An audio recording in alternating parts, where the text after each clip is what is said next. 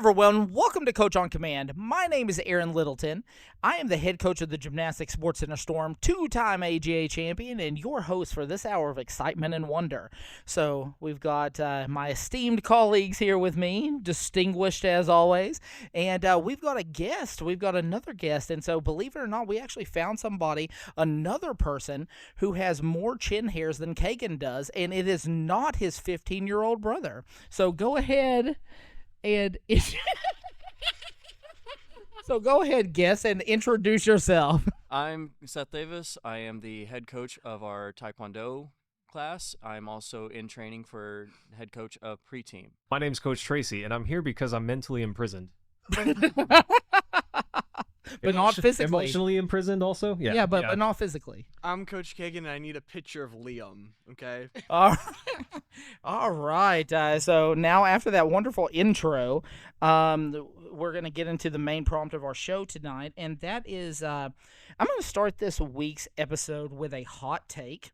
And that is that when you're running as hard as you can just to flip through the air, it's kind of important to have a decent understanding of what your body is doing all that time, or at least what it is supposed to be doing in theory. And so the more you coach, the more that you will realize that most gymnasts, most students do not, and they are in fact batting 0 for 2 in that regard. And so, they have no idea. And that fact can make your job very challenging, as you might imagine, because if you're the only one who knows about the skill, who knows what is supposed to be happening, not a great jumping off point to teach. But you know what? You're the coach for a reason, and we're here. We got your back. So tonight we are going to talk about bodily and spatial awareness. Our first question tonight is going to be, I've got 3 people here who are good at tumbling, who are good at doing skills and flipping and all of that kind of stuff. And so I thought that it would be really good for us to tackle this topic with them. And so the first question is, what is the hardest part of learning body and or spatial awareness when you are first getting started tumbling? I think the hardest part, depending on what age you start tumbling, for me, myself, I started at 6, was not really knowing how to control my body. Of course, once I got through and I started learning and I got older, it's really just making sure that you are not relying on your eyes and more of how, you've done it enough to where you can feel what you're supposed to be doing. But before that, you really have no idea. You're just relying on your coaches at that point. The hardest part for me of learning spatial awareness and body control is fear, because fight or flight kicks in and your body likes to protect the face at all costs, and you have to train your body to not do that. Protect the moneymaker. Exactly. All of this. I'm gorgeous. Drop dead. I would say I gotta echo Kaegan here. For me, the hardest part was learning to focus on what my body should be doing and not letting it do what it wants to. Because Kaegan's right. The first time you throw a back tuck, your brain immediately tells your body, this is not right. Something's wrong here. Turn around, hands to the ground, find the ground. Where is the ground? And you gotta keep your body focused, keep your mind focused, so that way you can control your body and make sure that you're tucking your knees, you're not throwing your head back, you're keeping your body posture correct. You spot the ground, you come out of your tuck at the right time. All of those things are things that you need to focus on until you've built up the muscle memory. And until you've built up the muscle memory, you got to really maintain control of your mind so that way you can focus and not give in to panic. Do not submit to the panic.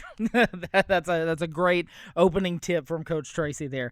And so, as always, I'm going to talk about this from the standpoint of being a coach, because I do not flip, and if you don't know that by now, watch some of our previous episodes. But yeah, so my thing, the hardest part about this for me generally is, because I'm dealing with another person, is finding a personalized method to get each one of my students to understand in their own way. right? And so we talk all the time about kids are different, coaches are different, everybody's different. And so, we all have a different level of understanding. We all have a different kind of way we want to go about stuff. And so really the hardest part is trying to get them in the headspace where they can understand what you're saying. Also, you've got the different psych evaluation. Yes, right.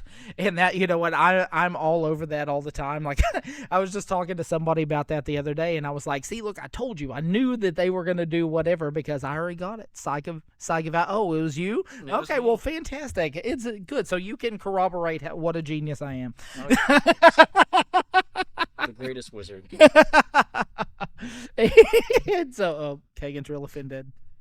I'm the wizard. Back away slowly. If you've ever watched a podcast, I'm the wizard. So yeah, anyway, finding a personalized method for them is really good. So right now I am, and really what kind of spawned this idea for the podcast was I'm working with a young lady on my team about doing a cartwheel, but really a back tuck dismount, cartwheel back tuck dismount off the edge of the beam, the end of the beam.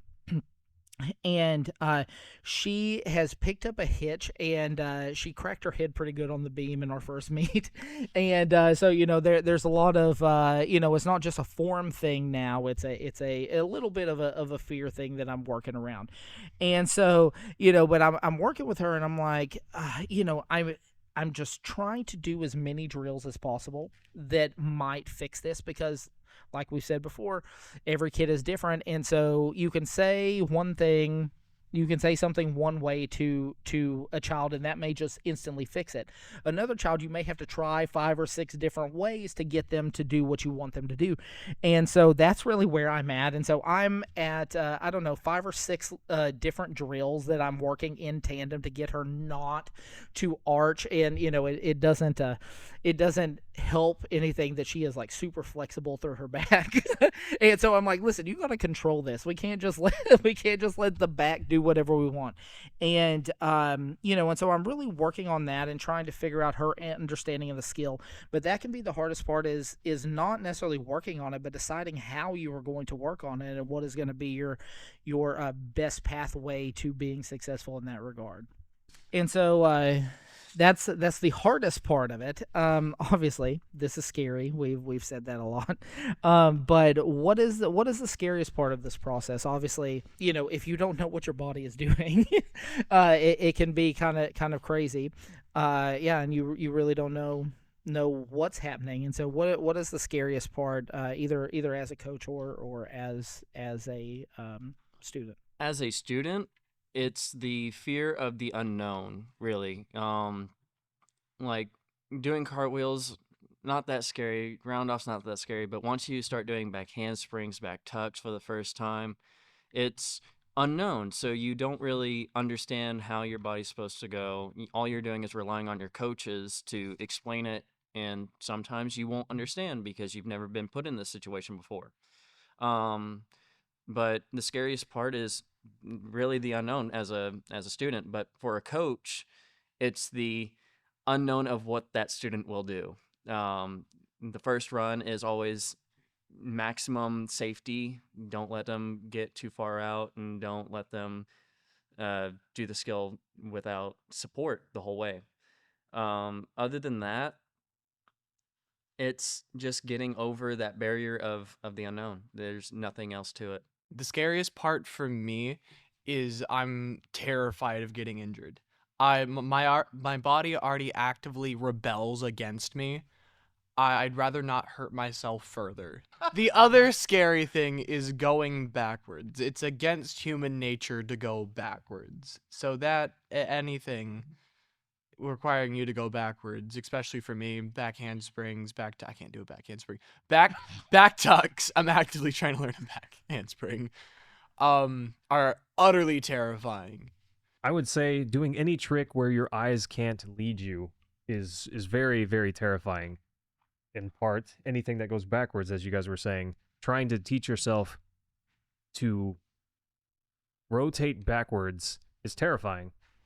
A lot of people say front flip's easier, but they're objectively wrong. They're just wrong. They don't know they're wrong, but that's because they lack knowledge. But once they learn, anyone will agree, I believe, that a backflip is easier to land. You can look at the ground and watch your feet meet the ground. With a front flip, you just can't really do that so easily, especially if you're really unskilled. But usually if you can see the ground and see your feet meet the ground, it means that you've over-rotated. Another part is, this is a dangerous sport. Most people are likely to receive some sort of injury along the way.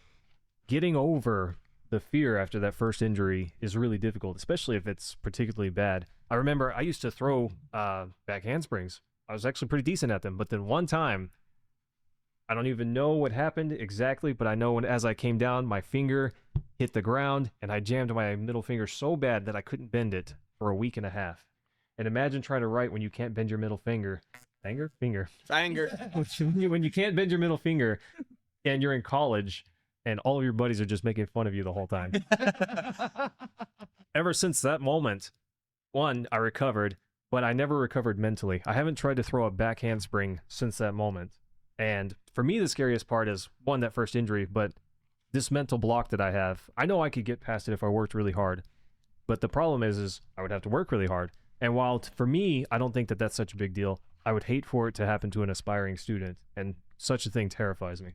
Oh, absolutely. You know, I think that that's really that's really, you know, I mean, I see it all the time, just like the young lady I was talking about earlier with the beam. It's like, you know, and to her credit, she wants to do this skill and she wants to master it and she wants to compete it at our next competition, you know, and I mean, she comes in and I'm working with her on it. And so, you know, when something like that, and I think Kaegan earlier mentioned fight or flight, and I mean, that's really it. It's like, what happens? Everybody's got to play until they get punched in the face. What, you know, what happens after that? Plan goes out the window. Yeah. And so, yeah, I think that's really, really solid. So the scariest part for me as a coach is when you realize what little awareness they actually have. And this one, when I think about this, I think about the difference when you're first teaching a back tuck on floor, a round off back handspring back tuck, is the way that we normally teach it, because the metrics for success and also the all of the ways that you do the skill are completely different than the back handspring they've been working on. And so you'll get one. You'll get one where it's like, okay, we're going to try to set this, and they will, as soon as they come off the ground, they will just crank that head back as hard as they can, and you got to be there to expect it, because you're expecting them here and they're here, and you've got to, like, you know, reel them in, snag them. And so that to me is, you know, when you really have this realization, they have no idea what we're doing, you know, and they have no idea how to do what we're doing. And then at that point, it's like, all right, back to the drawing board. We got to get some drills. We got to, you know, it's like, we're going to make sure that we do this correctly. And I've got a drill. I actually learned it at the Texas Association of Gymnastics conference in Austin several years ago, and it's called Shane Rolls, and is allegedly named after some dude named Shane. So shout out to you, Shane, whoever you are. I appreciate this drill, and it's helping me now work through this back tuck. But it's like you have them you get them on a wedge or something, and you have them do backward rolls, because a lot of people are scared to go backwards, as y'all said. And you have them, and now I got to set my mic down for this. So you start by having your hands intertwined like this, and then you go for a backward roll down a wedge, and what that does is it keeps your head from, like, physically being able to go back. And, you know, I'm teaching that because, like I said, the young lady I'm working with is just all, like, I mean, she is a sans serif, like lowercase n on the She made a Play-Doh? It's very Gumby like, I'll tell you that, and nobody knows what Gumby is. I know what Gumby is. Do you know what Gumby is? I loved Gumby as a kid. Maybe it was Pokey anyway. But yeah, it's like, I mean, it is very Play-Doh, I think, is a good way. And so I'm trying to teach her now, you cannot just, you know, do that. You've got to have your head where it goes. It never goes there, you know. And so that roll, that drill right there is something that I'm really working on with her. And so, you know, you've got to find a way to make them understand in a very low impact way, in a very low impact setting where they're not just going to kill themselves. It's like, all right, hop up there on that beam and let's see what you got. It's like, no, you've got to figure out a way to get them to really have a better understanding of what they're doing. And so for me, we're starting with straight jumps to do this back tuck. And so we're doing the rolls. Then I get her on the low beam, and I'm right there with her to make sure I can kind of mold her body the way that I want it to be. As in, I've got my shoulder here so she can't just crank her head back, and so I'm trying to make sure that she's doing it, that the arms aren't dropping. And then we do some tuck jumps, and we make sure the arms don't drop and that the knees come up and all of that. Yeah, very, very technical stuff. Maybe I'll do a video on that one of these days. But yeah, and so you've got to find the way to get them out of their own head and get them to understand what you need from them. And so here we go. We've got the last question of the day. And then we're going to get Kaegan back to his Ichabod Crane lookalike contest. And so yeah, last question of the night. So do you have any tips for maybe learning these elements faster? Some drills maybe you've worked, anything that you picked up that may make learning what your body is doing through the air easier, or maybe where you are in the air, any of that kind of stuff would I'm sure the people at home would really appreciate it. Seth? Should have wrote it down. Should have wrote it down. My bad. Doing better than me than my first time. So. Hey, honestly, slow motion capture does wonders for not only the student but for the coach. Being able to see exactly what you're doing in real time, slowed down, helps you understand the details of what you need to do or what you were currently doing. Not only does it just serve a purpose on the coaching end of, okay, this is what this student is doing, but for the student as well of having confidence of, oh, okay, this is how high I'm off the ground, or oh, this is what he means by pulling my arms back or keeping my legs straight. Being able to see yourself doing that skill eases the mind of your student compared to just telling them over and over again of, you need to do this, you need to do that, because although kids have great ears, they don't particularly understand the connection between your words and what you mean. English is hard language, so and not everyone understands it the same way. The thing that helped me the most, and still helps me, is feedback. I have no clue what I'm doing. I have no clue if my back tuck was Olympic level or if it looked like an 8-year-old did it. It probably looked like an 8-year-old did it. But I don't know. So having other people to help tweak my skills and refine it is one of my greatest assets that I've found. So definitely what Seth said. Showing a student a video of them doing it is massive. It's a great way to show, look, if you're trying to throw a back tuck, stop throwing your head back. You keep throwing your head back. And they'll tell me, I'm not doing that. Look, I can literally show you throwing your head back. You're definitely doing this. We gotta fix that. I don't want you being disoriented in midair. But also, if you, obviously this is a qualifier. This is not possible with all skills. This is not possible with most skills. But if you can come up with a drill to have someone be able to imitate a skill with their eyes closed, that sensory deprivation can help them focus on other parts of their body.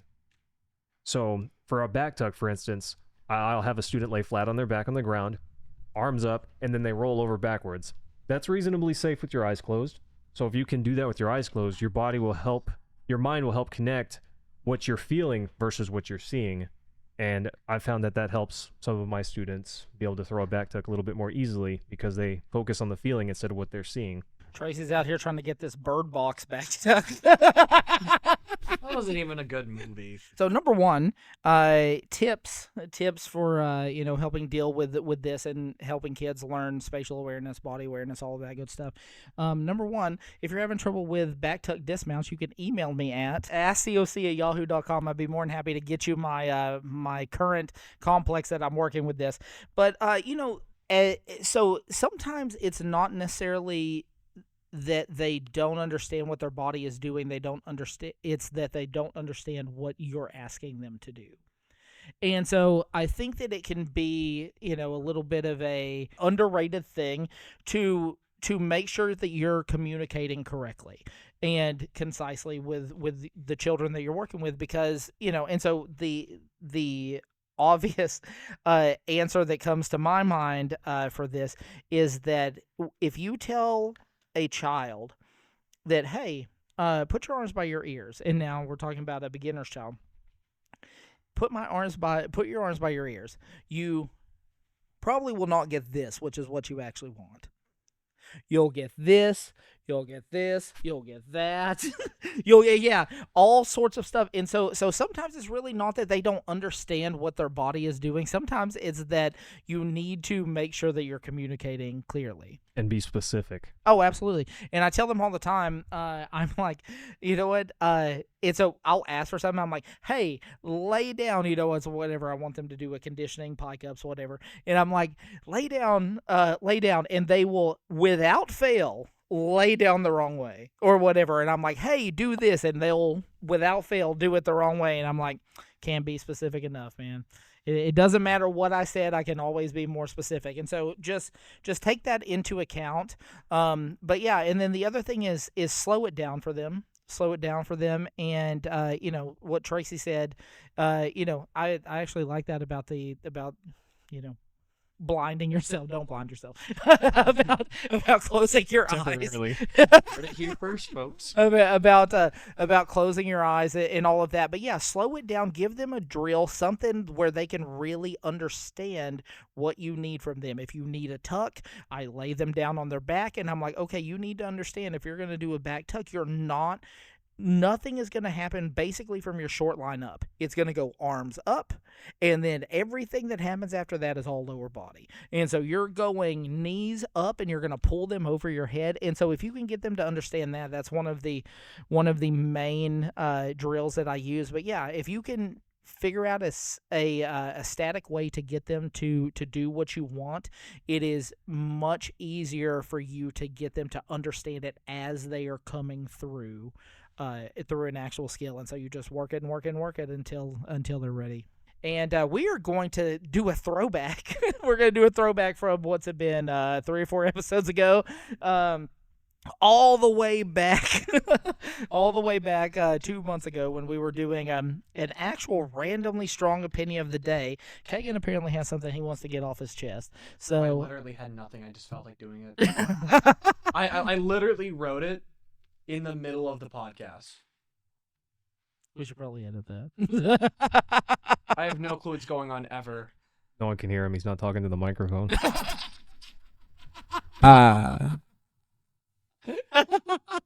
Because I wasn't talking to them. I was talking to him. All right. So are you making out with your microphone? Ew. All right, Seth. Do you have a randomly strong opinion? Brother, Kaegan is ugly and stupid.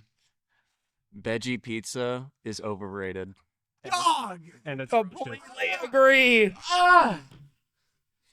Kaegan's out here catching strays all day today. Okay, what's wrong with it? And I swear, if y'all say it doesn't have meat on it, that's not a valid reason.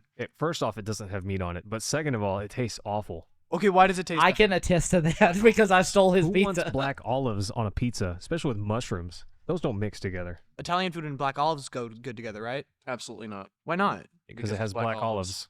Would it be better if it was green olives? It'd be better if it was not olives. Okay. This is a problem to only me and me alone because it is my specific problem. But I hate, with a bleeding and ulcerating passion, how difficult my hair is.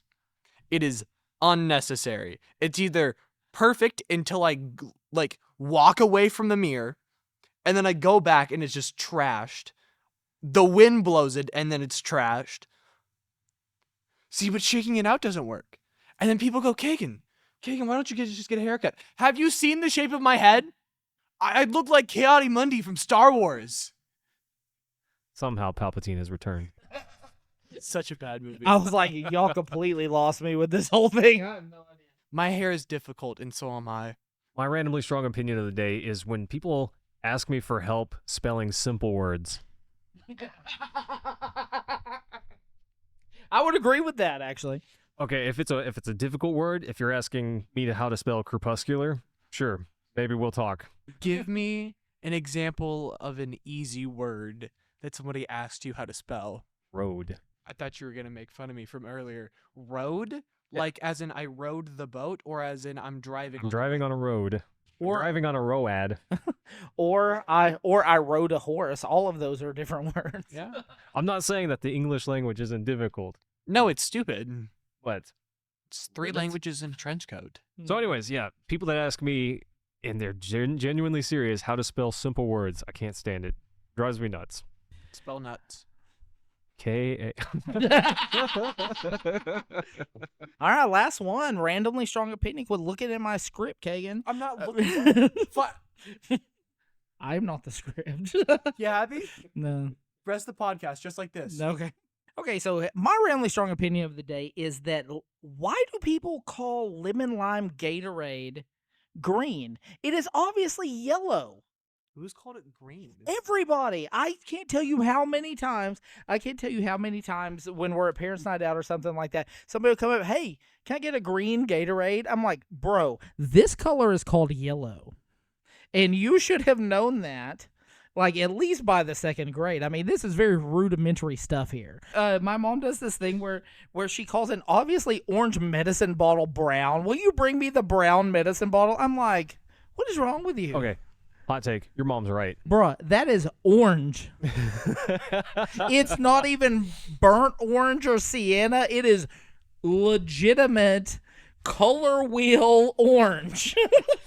Okay, I'm just saying. Ask Jessica. She's a teacher. She knows that one, right? They're both the same color.